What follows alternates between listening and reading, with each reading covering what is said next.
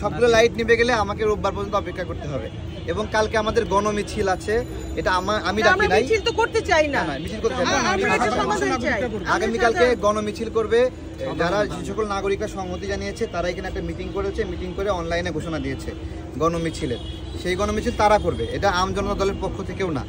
ঠিক আছে স্যার, আমি একটু একটা জিনিস দেখাই, দেখেন আমাদের দলের নেতা কর্মীদের আমরা আসতে মানা করছি, আমি একটা করে ধরবো এখানে, আমি পিক করি। এইদিকে আপনারা কি আমাদের দল করেন? আসছেন কেন?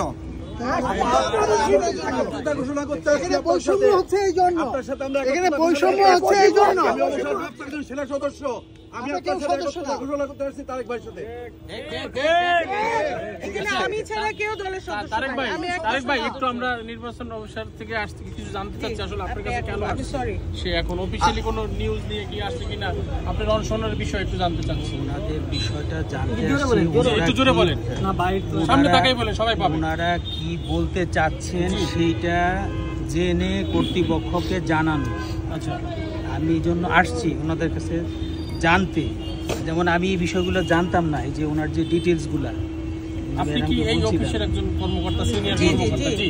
সারা বাংলাদেশের মানুষ যেখানে তারেক ভাই সম্বন্ধে সব জানে, তারা আপনি এখনো কেন জানেননি? আসলে এটা কাছে অবগত নাই কেন? যে ডকুমেন্টটা এবং ওনারা যে পয়েন্টগুলো উল্লেখ করলেন, জি, ওনাদের এখানে অন্য যে প্রতিনিধি আছেন ওনারা অন্য যারা আসছেন একই সাথে অন্য বিষয়ে অন্যান্য দল, হ্যাঁ, ওনাদের কথা হচ্ছে যে রিফর্ম কমিশন যে সুপারিশ করেছে। আচ্ছা শুনেন, আমি বলি, আচ্ছা ওনাকে একটা হলো রাজনৈতিক দলগুলো আছে, বিভিন্ন দল, তারা রিফর্ম কমিশনের মতো করে একটা আইন চাই যে আইনে তারা সহজ হবে, কিন্তু আমি এই কঠিন আইনেই পরীক্ষাটা দিয়েছি। আমি আবার সহজ আইন হবে সেই সময় গিয়ে আবার আবেদন করব, এইসব আমার ক্ষেত্রে চাহিদা না। আমার যেটা বিষয় যে ওনাদের কাজ আর একটা বাড়াই দেই, এই ডকুমেন্টসগুলো তো আমি দেবো না। আরেকটা কাজ হলো এখানে সিসি ক্যামেরা আছে, ওনারা গিয়ে দেখবে সিসি ক্যামেরায় যে এই 52 ঘন্টায় আমি এখানে বসেছিলাম, আমি এক ফোঁটা পানিও পান করছি কিনা, তারা এই সিসি ক্যামেরায় গিয়ে দেখবে এবং তারা এটা বিবেচনা করবে যে 52 ঘন্টায় আসলেই মানুষ পানি খেয়ে থাকতে পারে কিনা এবং বাংলাদেশে এভাবে কখনো কেউ অনশন করছে কিনা, তারা এটা দেখবে। ঠিক আছে, এটা আরেকটা কাজ দিলাম। ঠিক আছে স্যার, চাই না আপনি একটা কিছু বলে যান, এমন কিছু বলে যান যেটা আমরা না না এখন কিছু বলাক বলি নাই স্যার, আবার কি তারেক ভাই তাহলে কবে আসছে একটা বিষয় না, এখনি আচ্ছা শুনেন, না না এই দাঁড়ান, আমি বলছি স্যার, আমি বলছি উনি আমাদেরকে কিছু বলতে আসছেন, কিছু শুনতে আসছেন, ওনাকে আমরা উনি ওনার কথা বলছে, অনশন ভাঙার কথা, আমি এটা রিফিউজ করেছি, 1 নম্বর বিষয়। 2 নম্বর বিষয়, উনি এখান থেকে যাচ্ছে গিয়ে এই বিষয়গুলো জানাবে এবং আমার ক্ষেত্রে তাড়াহুড়া নাই, উনি আমার কথা শুনে আগে উনি ওনার যতক্ষণ লাগে সময় নেক, এটা ততক্ষণ আমি অনশনে আছি আমি, এবং ওনাদের কোনো প্রেশার ক্রিয়েট করবো না, কোনো প্রেশার দেবো না। ঠিক আছে, এবং কেউ কোনো মিছিল করবেন না, কেউ কোনো বিক্ষোভ করবেন না, ওনারা রবিবার পর্যন্ত সময় নেই, আমি রবিবার পর্যন্ত এখানে এটা আমরা মানবো না, এটা আমাদের মানার দরকার আছে।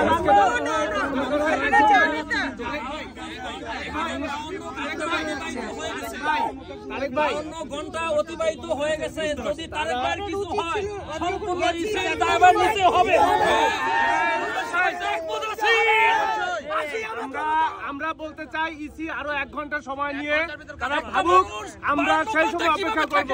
এই লোককে আমরা তাকে রিস্কের ভিতর আমরা দিতে চাই না, দায়ভার নিতে হবে, দায়ভার সম্পূর্ণ ইসি করবে। আচ্ছা তারেক ভাই, আচ্ছা বলেন স্যার, আপনাদের অফিশিয়ালি কোনো কার্যক্রমে কাগজপত্র তারেক ভাইয়ের কোনো আইনি জটিলতা আছে কিনা বা আরো কিছু প্রয়োজন আছে কিনা তারেক ভাইয়ের দলের পক্ষ থেকে? আচ্ছা শুনেন, উনি এই বিষয়ে দায়িত্বশীল, জানেন না পদ্ধতিতে দেখেন। আচ্ছা স্যার, আপনি ওকে স্যার, থ্যাংক ইউ, সহযোগিতা করার জন্য ধন্যবাদ। আপনাকেও ধন্যবাদ। না এখন তো আমার কষ্ট অনেকখানি কমেছে, একটা মেসেজ আমরা দিতে চাই, একটা মেসেজ দিতে চাই আম জনতা দলের পক্ষ থেকে, আমরা একটা সাধারণ বাংলাদেশের মানুষকে একটা মেসেজ দিতে চাই ইসির কাছে।